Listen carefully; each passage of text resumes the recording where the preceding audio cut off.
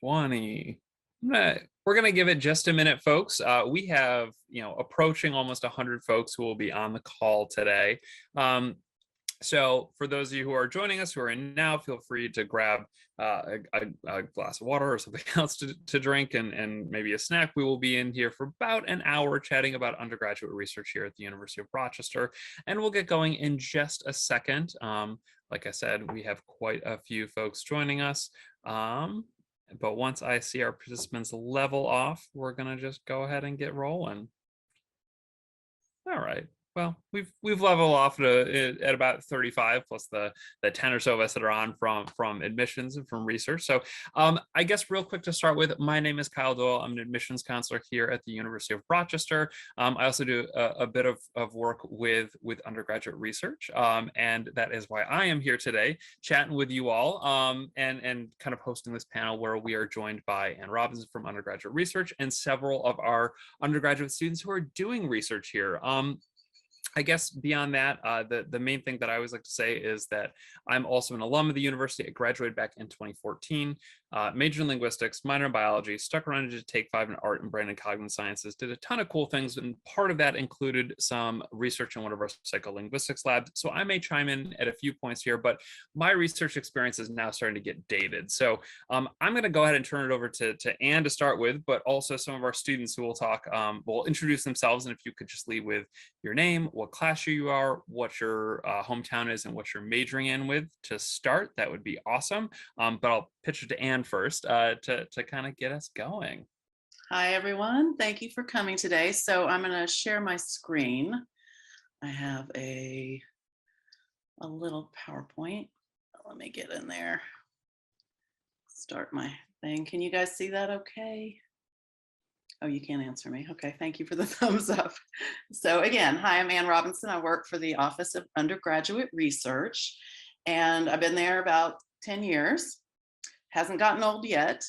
As you're gonna see and hear momentarily, I have the distinct privilege of working with some pretty amazing students. You're gonna hear them talking today, and you're gonna think, wow, that'll be me, or that'll be my kid in a couple of years. So what is research? Physicist Werner von Braun said, research is what I'm doing when I don't know what I'm doing. That said, our office defines research as a mentored, that piece is very important, intellectual engagement on a project, question, or problem in any discipline. So either way, research is all about experiential learning, asking authentic questions, figuring out the best way to answer them. Now, I think for most people, the image on your left is the one that pops in your head right away when you think research: pipettes, white coats, beakers. But research happens everywhere: labs, clinics, libraries, archives, even dance studios.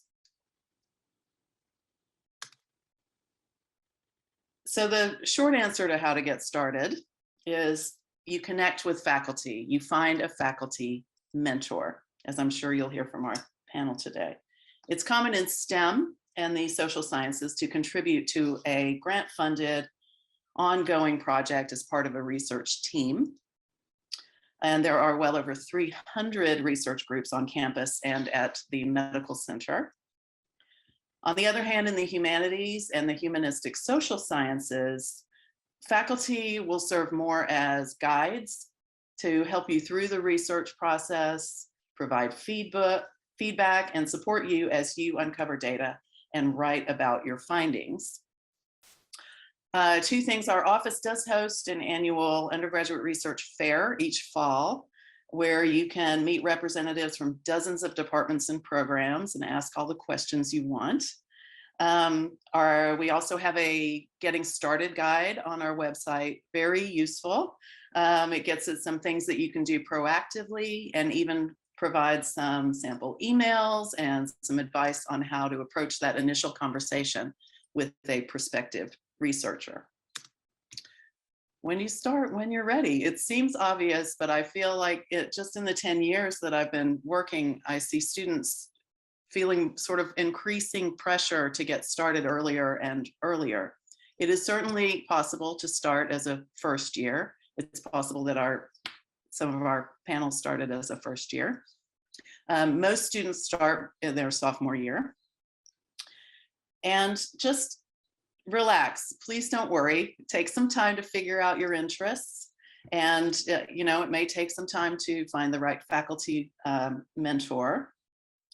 One of the huge advantages of the U of R is that it is a tier 1 research institution, meaning that in the Carnegie classification system, it meets very specific thresholds for funding and research activity. But it is also a relatively small school, so small student population. So there's more access to faculty one-on-one, and there are more opportunities for you to get involved on a research project. So what makes a good researcher? What are faculty looking for? We put this to a number of faculty, and they provided what you see on your screen, but most of them fell into one of two camps. The first is, we heard from a lot of faculty, they're like, look, I'm not looking for specific technical skills. I can train the student. I just want someone who's going to be a good fit on my team and who is genuinely interested in what we're doing in the lab or on our project. On the other hand, some say, I need students who have taken certain classes or have, some foundational knowledge so that training them isn't a waste of time. They need those things to inform their research project. So how do you know? You have to ask. You need to take some time your faculty are going to be a great resource. Take some time to meet with them, go to their office hours, talk things through. There's not a faculty member alive that can resist talking about their research, I'll tell you that. Is there a single list? Yes and no. Knowing who is or who isn't looking for undergrads at any given moment is just not realistic. It can vary too much based on grants, student commitments, where a researcher sees a particular student fitting in, and many other factors. That said, our office does have what you're looking at there. It's called AURA. That stands for, I have to look at it, Access to Undergraduate Research Activities. But I want you to be aware that this only represents a portion of the things that are out there available to you. Labs and clinical teams are usually organized departmentally. So the best way for you to get started is to create a list of departments or programs that are doing things that sound interesting to you and use that to investigate faculty. Here's an example. Most faculty have a version of this page. You can see that Professor Dye works with a lot of other affiliated programs. So you could use those as a launching point to investigate further.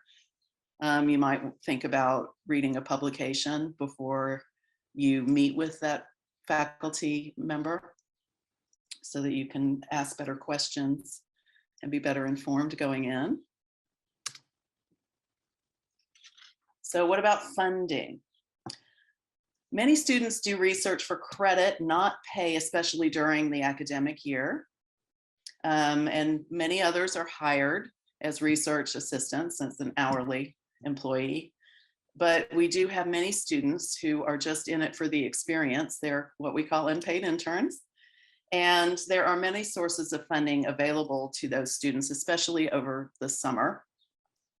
I'm just going to touch on a couple of our biggest sources of funding through our office. Although I should say here that most departments have some funding that's earmarked for undergraduate research as well, in addition to these. Our office has the Discover Grant for summer research. Students can apply for up to $5,000 in summer for a otherwise unpaid research experience with a U of R affiliated supervisor. We also have the Research Presentation Award, which provides funding for students to present their research anywhere in the world, and that is funded on a case-by-case basis. There's also a subset of students who were given the Research and Innovation Grant or the Humanities Research and Innovation Grant upon admission. Our office manages those grants after you're here. And that's a portable grant, we call it, because you can use it in any increments and at any point during your undergraduate career. So that's it. Before I turn it over to the students, though, I want to plug a big event we have coming this Friday. We have our big research expo, hey, and we have about 130 students presenting research and talks and a big poster session. Both are going to be, if you're in the Rochester area, come on by. It's really fun. If you are not, we are streaming the talks live, and we will provide recordings afterwards.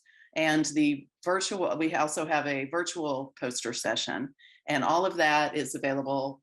All those links are available on our website. If you want to take a picture of this page, screenshot, or just scan that QR code, you can get straight to our website.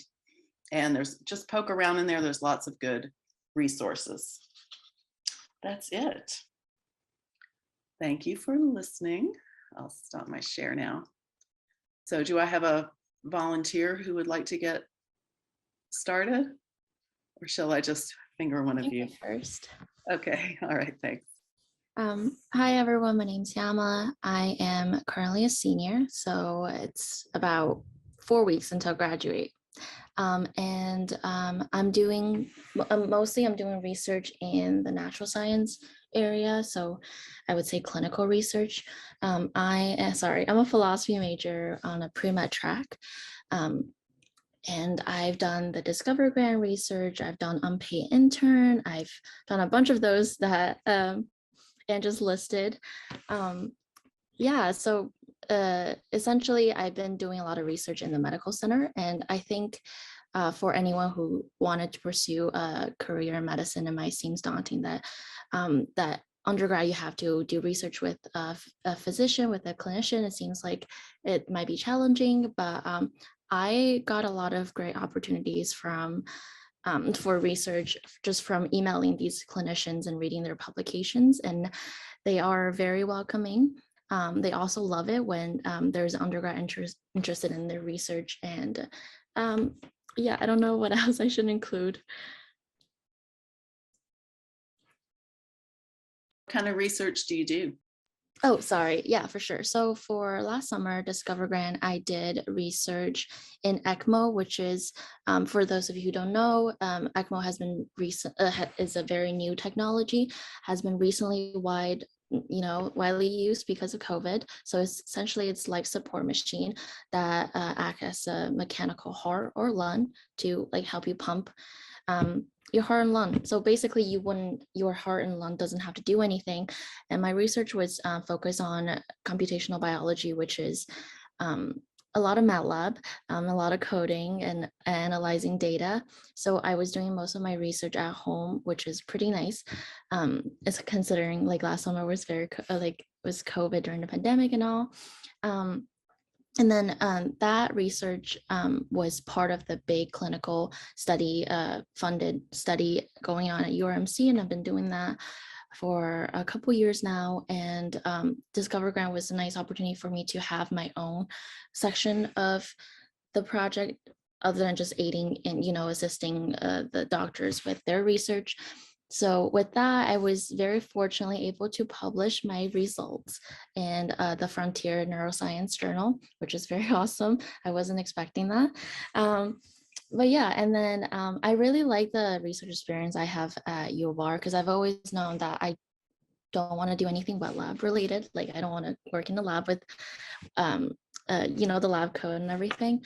And I think there's so many opportunities considering we are so close to the medical campus that you can get a lot of amazing opportunities. And this fall I will be going to med school, which is really nice because during the interview I received a lot of questions from the interviewer about my research, and I think it's really amazing. So if there's any questions, I'm happy to answer it.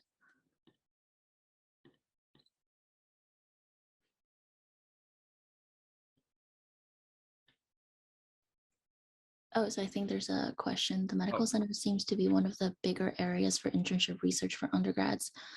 Are there any other places that undergrads tend to research with?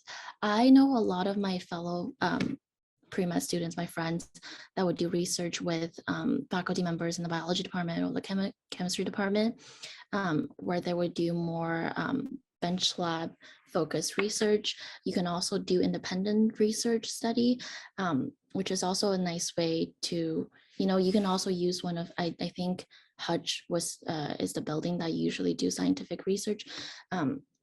Yeah, so it doesn't really have to be like medical campus. I think there are so much more opportunities here on the River campus as well. I would agree with that. I mean, bio is one of our bigger majors, and so many students do end up over at the URMC, but research happens in every single department. And, many students research with a River campus faculty or do research during the summer all around the world in their home communities or at a third place. So it is definitely not limited to the medical center. And speaking of research outside of medical center, who wants to go next as far as our panelists introducing themselves? I can go. Hi, so my name is Reagan. I'm a junior, so class of 2023, and I am majoring in environmental science and minoring in film and media studies and biology. My research is kind of all over the place. I tend to do summer research. So I am a Meliora grant recipient at the University of Rochester, which means I have a grant to study pretty much anything humanities related. And that was awarded my first year here, and you can apply for it your first year. I've also done research back in my hometown of Cincinnati, Ohio, at the Center for Research of Endangered Wildlife, studying reproductive physiology of polar bears. And then last summer, I was working with faculty at Cornell at the Shoals Marine Lab up in Maine. And this summer, I'm going south and working at Duke University in their paleontology department down at their Lemur Center.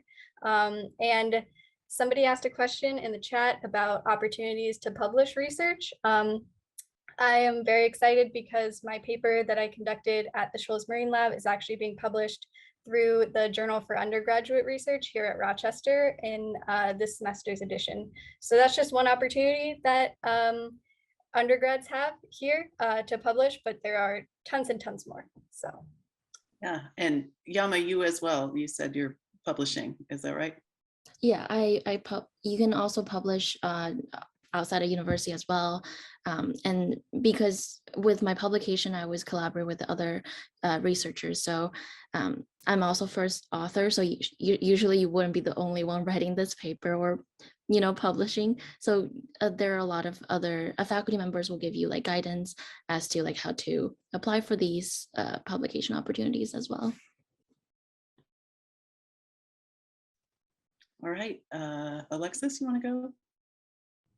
Hi, I'm Alexis, and I'm a junior currently, class of 2023 as well, and I am doing research in the dermatology department, also in the medical center. I've been doing research for about a year now here. I received the Discover grant for last summer, so I was here through the summer and have been working throughout the school year. And I'm very grateful for my experience. I personally was nervous going into it. I had heard some horror stories and some good stories, and I wasn't sure what my experience would be like, but I have a PI that is so wonderful. I am always able to ask any questions I want, and so it's never like confusion is a bad thing. Like you can ask whatever you want. And of course, like you go into it not knowing anything, but that's expected. And so my PI was there to kind of guide me through that, and my experience has been great. That's great. Shannon? Hi, yeah, I'm Shannon Murdy. I'm a senior, so class of 2022, and I've majored in chemical engineering and I'm minoring in music. And I was able to start research here when I also got the Discover grant for this past summer. So I started working in one of my professor's labs. And so we were able to do some research on polymers and making them waterproof, and even building a printer that can write them into fun patterns on paper and other materials. And so I was able to use my funding from both the Discover Grant and then also the Eisenberg Endowment, which is associated with the Department of Chemical Engineering, to do that. And then I've even continued my research as an independent study over this past year for some of my course and like degree requirements. So that's been really fun. And then just in terms of other things that I've done, I was also a recipient of the Research and Innovation Grant when I was accepted to the university. And since I am partly a music person, I was able to use that to go abroad with one of our programs and see a lot of like theater and plays in London my sophomore year, which was really cool. And then currently I've also been working on my senior design project, which is like kind of research, kind of like building things, which is really cool. So yeah.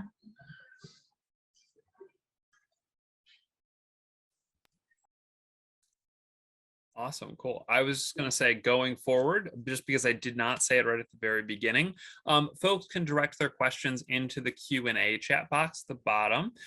Sorry, the Q&A, not the chat box, to clarify. We may post a few things throughout the chat box, but direct them through the Q&A. Some of them we'll answer out loud. Some of them I've been typing answers to, and I think Anna's been typing answers to.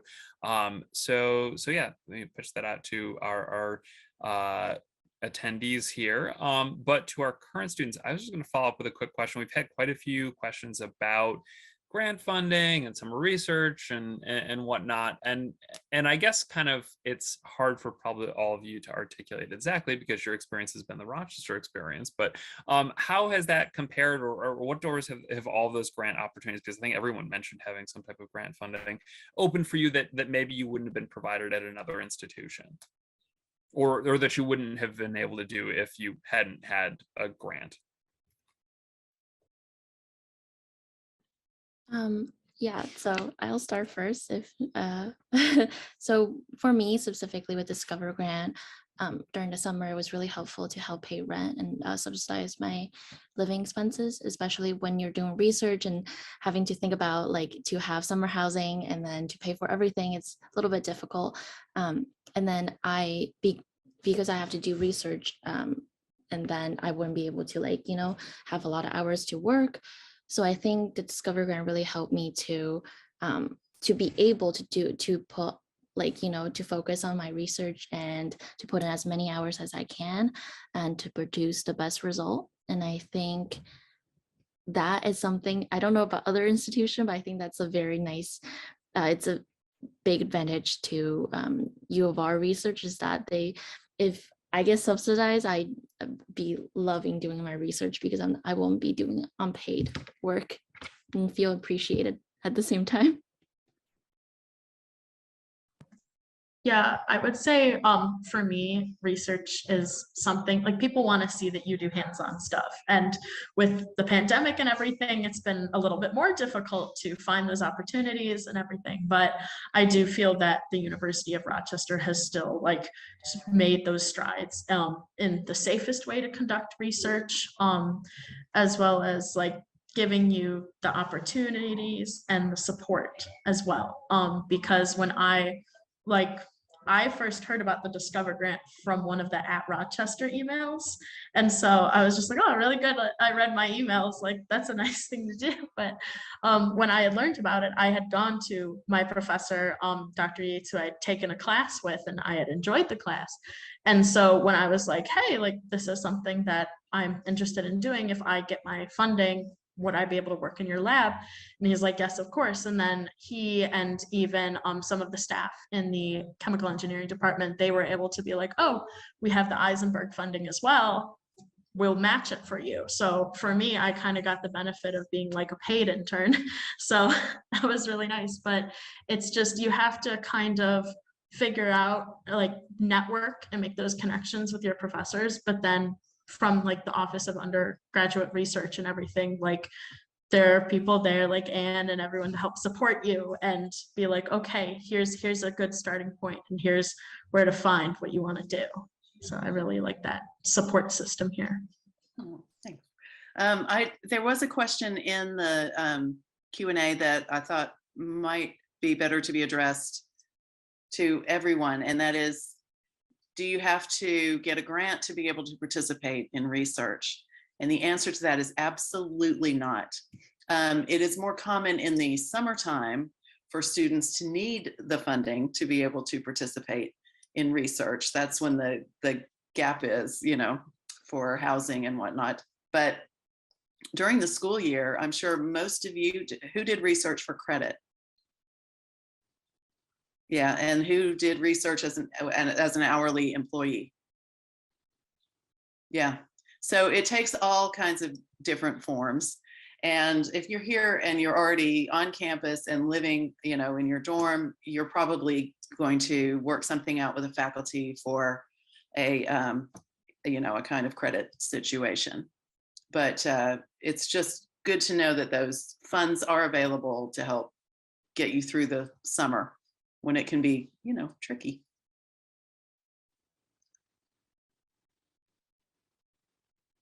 There's a question here about how many hours per week typically do students put in for their research during the regular academic year? Do you guys want to take a stab at that? How many hours a week do you? Sure. So I would say commitment levels vary between labs pretty greatly.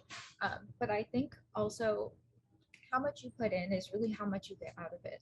And so I put in about 30 hours a week, which sounds like a lot, and it is a lot, but there's also some downtime that you can have to do the work that you need. So it's actually not as bad as it sounds. And it really is a rewarding process because you do get so much out of it.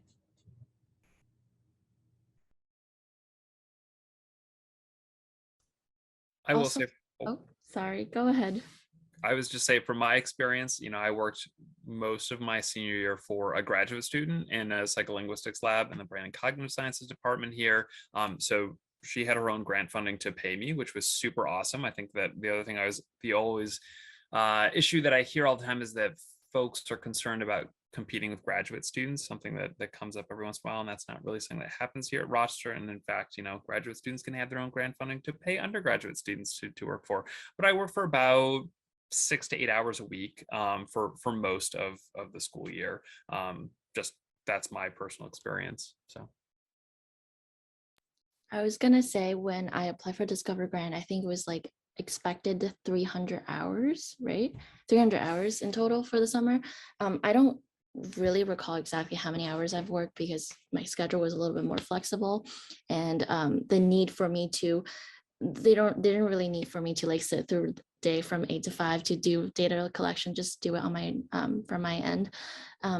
So I would say like some weeks you could be doing nothing, and some week you'd be like doing everything from 7 a.m. to 12, like midnight.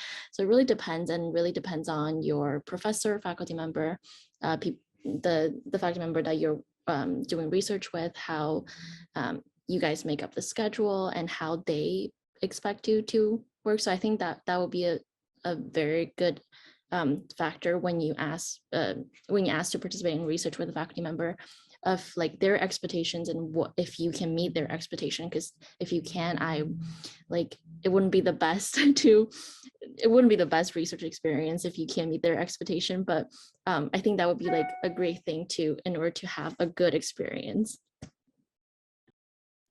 Yeah, and just to kind of add to that, yeah, I'm pretty sure it was the 300 hours. So I know over the summer, I was just coming in a normal 9 to 5.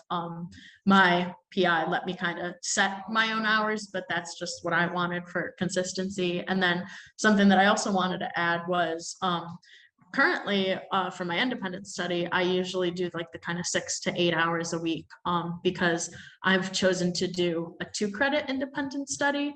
And that's something that's also beneficial because there's variability in the amount of credits you can get for an independent study. So that's something that you can work out with your mentor. And then once you put it through like the registrar and get it all approved in terms of your coursework, then you can have it. I think the highest you can go is up to 8 credits a semester. So that's something, again, to look into. But yeah.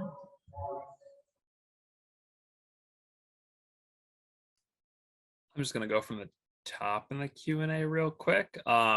There is a question that I have an answer to, at least, and I invite anyone else who has an additional anecdote to add in, or maybe Anne with some of the experiences that you've had with other students. And that was a student asking specifically what STEM research can look like outside the US, but I like to address it kind of a little bit more as far as just like research experiences outside of the US, specifically in STEM. The example I always use is a professor that I took a class with when I was a student, who would bring undergraduate students to do field research, collecting lizards throughout the Caribbean, running through the jungles, catching lizards for a few months during the summer, and then bringing them back to campus so that they can study the speciation throughout the Caribbean of these lizards.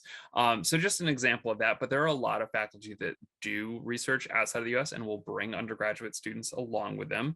The other thing is, we've been mentioning, the Discover Grant, the RIG and the HRIG. Those can be used to fund additional experiences abroad as well, be that for travel or for research, funding purposes that you have. But I, again, invite anyone else to add any other interesting abroad related research anecdotes that you personally have, or that you've heard from someone else.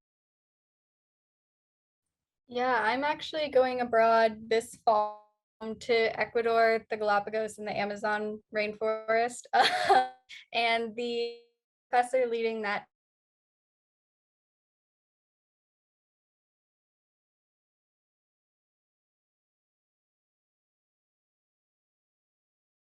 of her work is with like field research with crabs and birds and everything. I also know in the environmental science department, there is one professor who pre-COVID would take undergraduates to Antarctica to collect ice cores.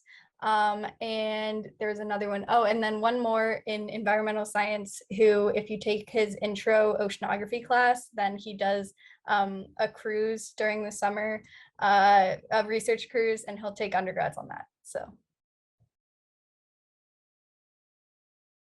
that sounds a lot more fun than chasing through the jungle for lizards, I have to say. Each their own, right? Right. There are many faculty led projects at the U of R. There are some that are in archaeology, technology, and historical structures. There's a couple. There are where they're mapping some ancient buildings and thinking about how they may have stood the test of time through earthquakes, etc.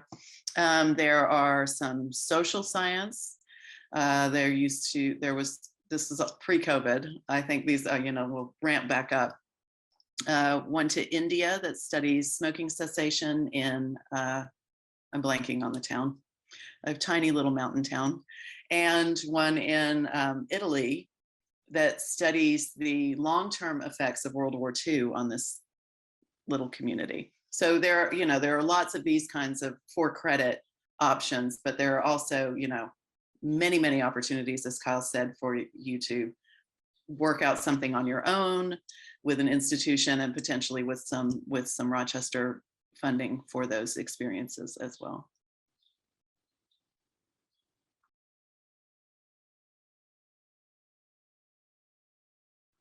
So there's a question, is there a time when researchers collectively ask for interns?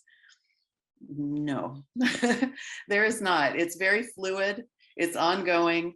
A researcher may be actively looking, and will post this on our Aura board if they are ramping up a new project and they want 10 undergrads to hire and do all the things. More often, it's far more common for a student to just sit down with a faculty member and get involved talking about research. And before you know it, you're like, you should join my team. And so recruitment happens constantly. And, it is a transient population after all. So there's always seniors graduating and the new crop comes in. And so it's, a constant overturning staff in those positions. But yeah, I can't encourage you enough to just start reaching out to faculty. I'm fairly confident it's the way all of our panelists, launch their research on their own. And Perfect. I was going to say we had a question about humanities research. Would anyone like to tackle some examples of humanities research on campus? Yeah, so my first experience with research was with the Meliora Scholar grant, which I was awarded in the spring of my first year. And when I applied, I actually did not know what I wanted to use the grant to study, but I could use it to study anything as long as it was humanities related. And last spring, I took a class called Environmental Apocalypse and the Anthropocene with Professor Laila Nadir, and my final paper was about the role of queer women in post-apocalyptic narratives. And I decided to use my grant to continue the research that I started in her class, and use it to develop my paper, hopefully to a point where I can get it published, and then culminate that research into actually a short film, producing sort of what I learned about representation in post-apocalyptic media. So it's a lot more, in my case, it's a lot more reading books, reading other academic papers, watching movies, playing video games, watching TV shows. So very different from field research or lab research, but still a lot of fun. So there's actually a follow-up question. When you're awarded the grant, how long do you have to decide when to use it? So usually the recommendation is that you have a vague idea, and COVID kind of messed up the timeline for my year, but usually you would start working on your project this summer, after your sophomore year and into your junior year, just so you have enough time to finish it by the time you're a senior. But there's no hard cut deadline where you have to sort of present a research idea, so it can be flexible and change, which is kind of nice, honestly. I think it's I think that's is following up with that specifically, but maybe worth mentioning that the RIG, the Research Innovation Grant, and the Humanities Research and Innovation Grants, those can be used at any point during your 4 years of undergraduate study, versus things like the Discover Grant or an RU grant that are for a specific set of time, usually a summer. So and if there's any other ones that are worth mentioning, go ahead and jump in and fill in on those. But just to give a little bit of context. Yeah, I would say the RIG and the Meliora are sort of the anomalies there with their fluidity. Most are going to be earmarked for a specific experience or a specific length of time, a project, like you say, almost always in the summertime. There's, this is the gap that needs to be filled. So, but it's not exclusive to that. And there are other small departmental funds that have more fluidity as well. But by and large, the RIG really is a different kind of animal. But yeah, and then just to speak to kind of the content of the research as well, like for RIGs and all that, since they can be used at any point, you can kind of choose what you want to use it towards. But then for me personally, with the Discover Grant, I had to find my mentor and we had to write a project proposal together before we received the funding. So there's just the give and take of, okay, with the RIG, you can kind of decide later on where you want to use it. And then with the Discover Grant, you should have a clear plan for how you're going to use your funding.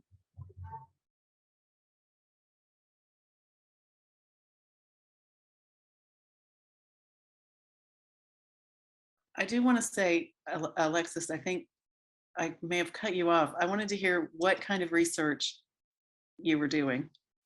Yeah, sure. You're a dermatologist. I totally passed over that. So I'm in a lab focused on atopic dermatitis or eczema.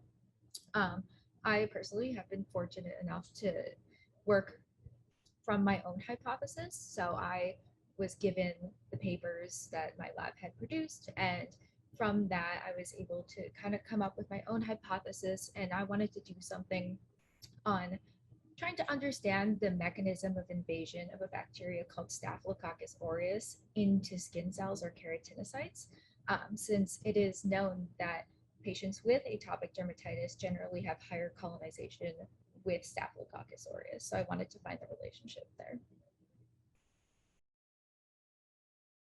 Is that ongoing? It is ongoing.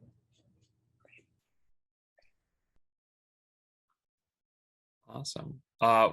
Still looking to get some more questions in the Q&A at this moment, but I guess kind of the other question that I always like to ask current students is for any of you who have an answer to it, how has your research experience on campus kind of guided or maybe changed the direction that you've decided you're going to go with both your education here at Rochester, but potentially your career or your further education after Rochester?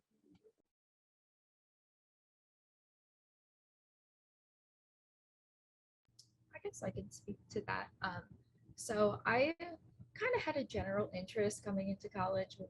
I knew I wanted to be pre-med, but I had a general interest with skin, so I was thinking more towards dermatology. And thankfully, I ended up in the derm lab, and I think that's further ignited that passion because it's so much more than you think it is. Like I'm learning stuff at a whole nother level that I can imagine.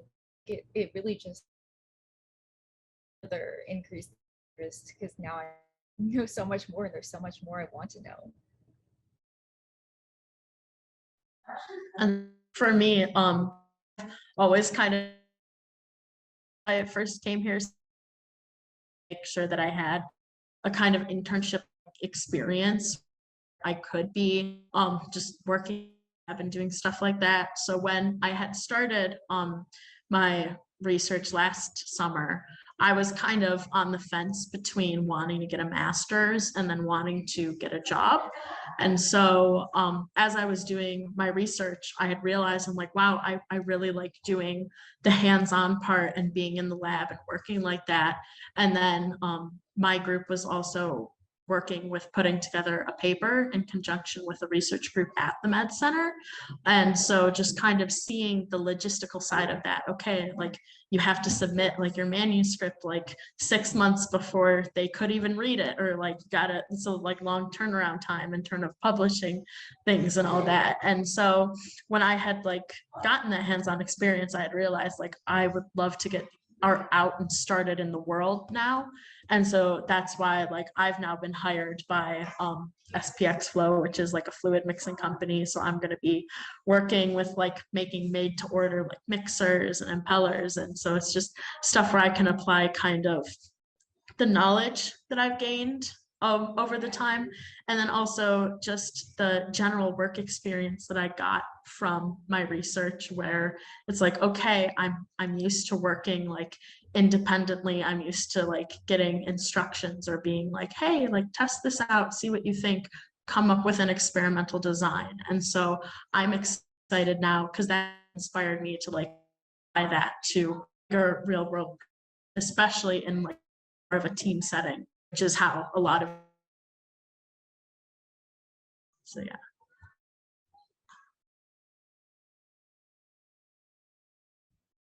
I am sort of the opposite of those two.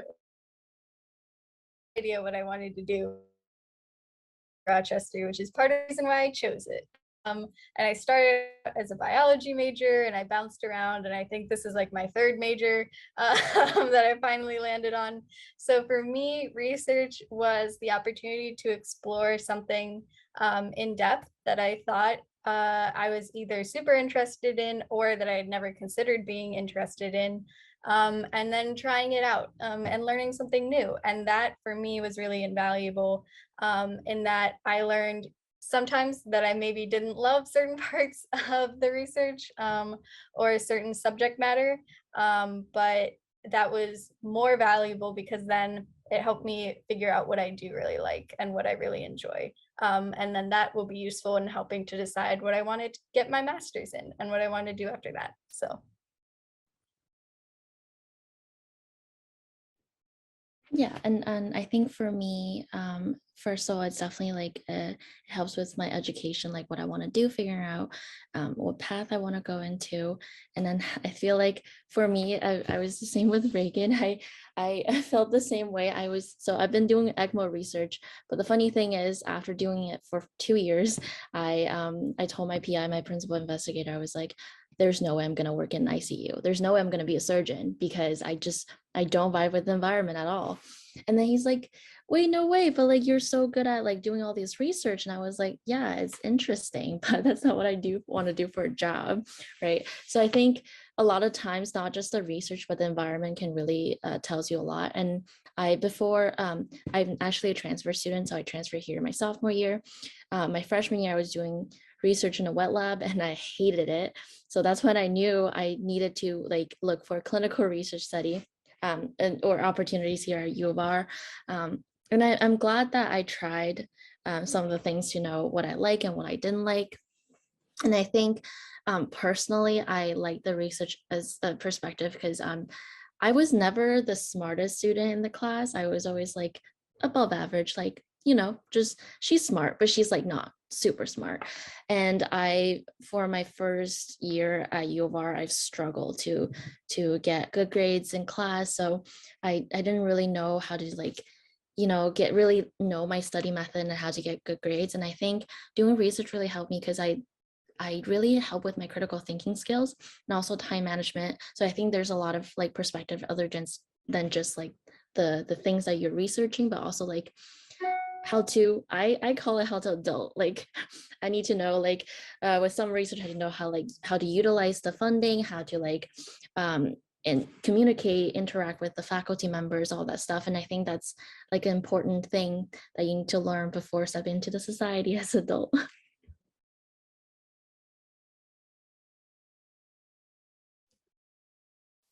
Awesome. That is, I mean, for me, super informative. And I work here and I do this all the time, and I've been talking to students for a decade plus now. So I hope it is for all the students joining us on the call today. But I guess I haven't seen any other questions come in. Does anyone out there have any others? Or I guess for our panelists, is there any other thing about research that you're really dying to tell some prospective students about, either your specific research or just what research is like on campus for students here?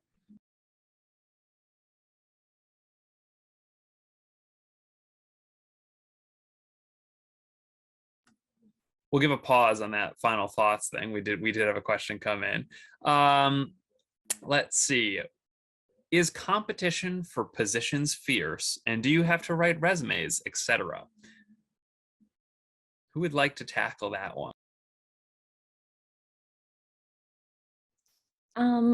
I think it really depends on people because I thought it wasn't fierce at all because I got the research opportunity because the faculty member was a guest lecturer in my class, and I just walked up to him after class and he's like, you know what?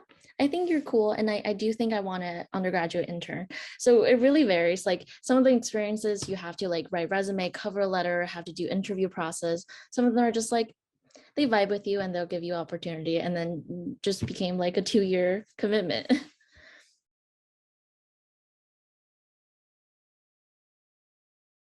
Yeah, I would say when I started applying to internships at the kind of end of my or like during my junior year, so I could have something in between junior year and senior year.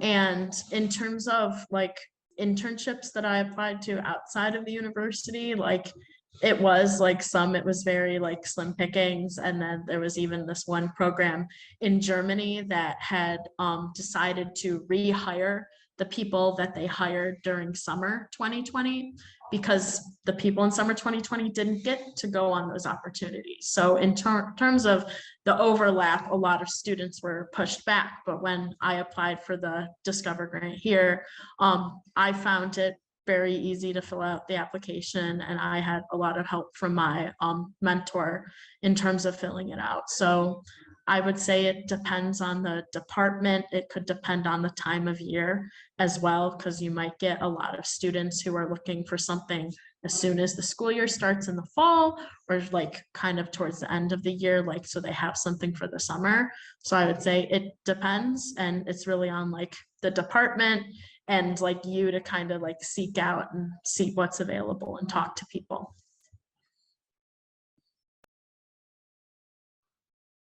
I would say, it's never a bad idea to have a resume at the ready, especially if you're going to cold email someone to say, hi, I see you do research in whatever it is, and I've been thinking about maybe getting started in research in whatever it is myself. It's nice to be able to say, please find attached my resume. I'll also add this: the U of R has the Career Center, the Gwen Green Center. They are your resume pros. They will help you get a good looking resume. You don't have to worry about it. Yeah, they're very good at what they do. And I think you're nodding, so I'm assuming some of our students availed themselves of their services. But yeah, did anybody just do a cold email to a bunch of faculty? Lucky people. That's good. Yeah, it really runs the full gambit, doesn't it? Because there's some folks who is like, I emailed 30 professors to finally get my spot in the lab, and then there's me who was sitting around in first semester of his senior year, thinking he wouldn't do any research at all, and then a grad student busts in being like, I need a contract linguist and I'll pay you $10 an hour. At the time, with very lucrative very lucrative hourly pay to do work for them. So yeah, I mean, it really is different pathways for different folks. That's right. I hear all of those stories and everything in between in my office, for sure. So, but students always manage to find a way. It may take some persistence. I know a lot of faculty, their inboxes are war zones, and once it falls down off the bottom of that inbox, you might have to shoot them another email to say, hey, did you see my first email? But generally speaking, if that introductory email, if you're just saying, can we sit down and talk about your research and about, how I might be able to get started in that, you might think sort of long term, like now, if you were here and it was the end of your sophomore year and you wanted to set something up, you'd want to start thinking now about setting something up for the fall. And because most of those summer positions have already been filled, you'll want to start in December, January, as soon as you're back on campus, reaching out to faculty for those summer positions. And so, you can think long term. Although some people just luck out, like our panels today. Yeah. I mean, I did have friends when I was a student who just, it's finals week, and we're sitting in the library and they're like, oh yeah, I actually just asked my professor if I could do research this summer. They're like, yeah, come on board. I'm like 2 weeks notice. So I mean, right, it totally depends. I don't see any other questions out there. We maybe have time for one more, but I guess kind of the last thing that I like to wrap up with on these panels is to hear from our panelists, either one piece of advice you have or something that you wish you knew as a first year student, to, that you would impart to folks on the call tonight who are looking at potentially attending the University of Rochester or probably another research university. Yeah, what would you say?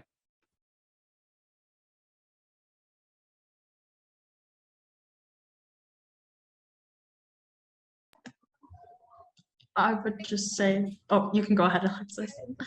I was gonna say, I think one thing for me, I was nervous because I was thinking I was gonna go in not knowing anything, but one thing I wish I knew was that that's okay. And it's also okay to ask questions, and my PI was more than happy to answer them. Yeah, I was gonna say, yeah, don't be afraid to start and really seek out those opportunities. Because, you know, like you're coming to college and it's just like, okay, you're not just taking the classes here, if like you are making your own experience here as well. And so everything's there, you just have to find it. And it's so beneficial when it comes in terms of applying to jobs, applying to like more things. If you're interested in going to grad school, it's a great thing to have on a resume, but then it's also a great thing to help you figure out what you want to do. Because for me, I was like, yeah, I'm coming here to do chemical engineering, but what does a chemical engineer really do? You know, so this has kind of helped me filter through what I want to do. So it's not just what you learn in class and like, okay, you can say, yeah, I like this class, but once you actually are putting in like that active role of work into what you do, then it makes it a lot easier to figure out where you want to end up, and it'll help get you there. So don't be afraid to email professors or like do like an application a week or something like that. Just if you set aside that little bit of time and start early, then you're going to really see the benefits.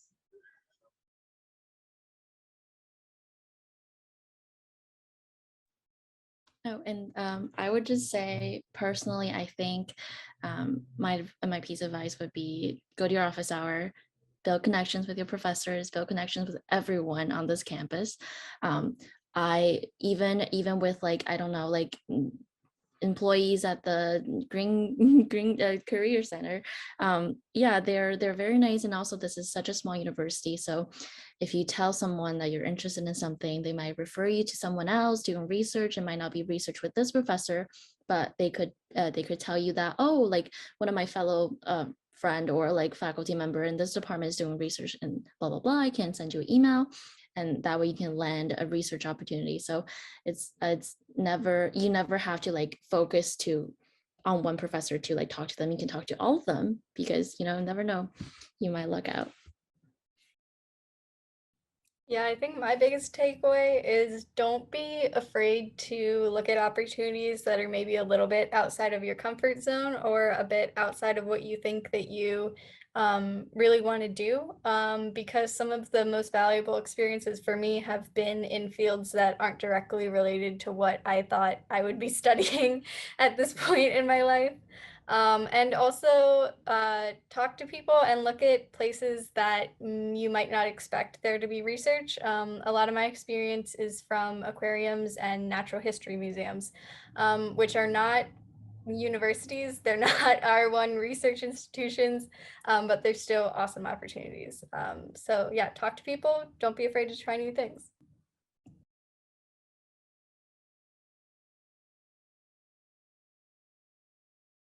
Sorry about that.